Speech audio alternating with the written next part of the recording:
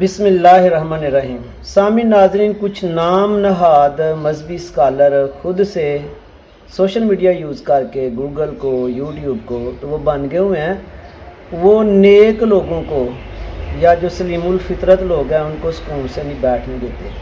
ان کو کہتے ہیں جی آپ جو نماز پڑھے ہو یہ نماز صحیح نہیں، رفع الیدین کرو۔ حضور صلی اللہ علیہ وسلم نے ایک رکعت بھی رفع الیدین کے بغیر نہیں پڑھی، اور نماز آپ سے وسلم فرما رہے ہیں کہ کوئی مسئلہ مسائل پوچھنا ہو یا قرآن سیکھنا ہو، یا صحابہ کہہ رہے ہیں کہ ہم میں سب سے زیادہ جو رسول اللہ صلی اللہ علیہ وسلم کے اخلاق طور طریقے عادات میں قریب تھے وہ حضرت عبداللہ بن مسعود رضی اللہ تعالیٰ عنہ ہیں، اور ان سے یہ نماز سیکھنے کی بجائے ان کی نماز کی سند ملتی ہے۔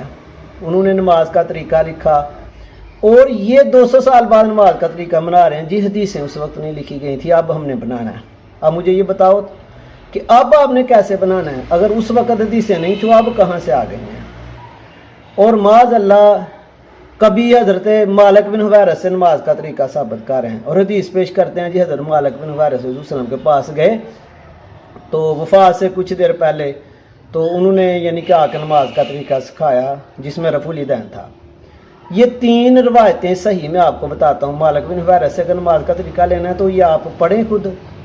ان میں مالک بن حویرث کہتے ہیں کہ حضور صلی اللہ علیہ وسلم جب سجدے میں جاتے ہیں اس وقت رفع الیدین کرتے، سجدے سے اٹھتے اس وقت کرتے۔ 2 سجدے ہوتے ہیں، 4 دفعہ ادھر بنتا ہے، آپ کیوں نہیں یہ کرتے؟ صحیح حدیث ہیں۔ پھر یہ دیکھو جہاں مالک بن حویرث نے صحیح طریقہ نماز کا سکھایا، خدا کی قسم ادھر رفع الیدین کا ذکر نہیں۔ یہ آپ حدیثیں دیکھیں۔ کبھی ابو حمید سعدی سے شروع ہو جاتے ہیں کہ انہوں نے 10 صحابہ کو نماز سکھائی، ایک حدیث میں ملتا ہے رفع الیدین کا ذکر۔ یہ جو میں آپ کو نمبرنگ بتا رہا ہوں صحیح حدیث ہے، چیک کرو، صحیح حدیث ہے، اس میں ہے ہی نہیں رفع الیدین کا ذکر۔ بات یہ ہے کہ یہ جس سے مرضی رفع الیدین ثابت کریں، اسی سے آپ حدیث کی بکس پڑھو گے تو رفع الیدین نہیں ملے گا۔ حضور صلی اللہ علیہ وسلم نے فرمایا ایسے پڑھو جیسے مجھے نماز پڑھتا دیکھتے ہو، تو یہ دیکھنے کی سند ملتی ہے۔ اور یہ معاذ اللہ جن رفع الیدین کی راٹ لگائے ہوئے ہیں، خدا کی قسم یہ امام اعظم ابو حنیفہ کو تو برا بھلا کہتے ہیں، حضرت عبداللہ بن مسعود رضی اللہ تعالیٰ عنہ پہ انہوں نے تہمت لگائی۔ اب چیک کرنا ہے موجودہ دور میں، آپ دیکھیں کسی نے ایک انسان کو نہیں چھوڑتے، وہ بھی جاہل ہے یہ بھی جاہل ہے، صرف ایک رفع الیدین کی وجہ سے۔ اس کی وجہ اصل میں کیا ہے کہ رفع الیدین مکہ سے شروع ہوا، اور یہ اس کا لنک منافقوں سے ہے۔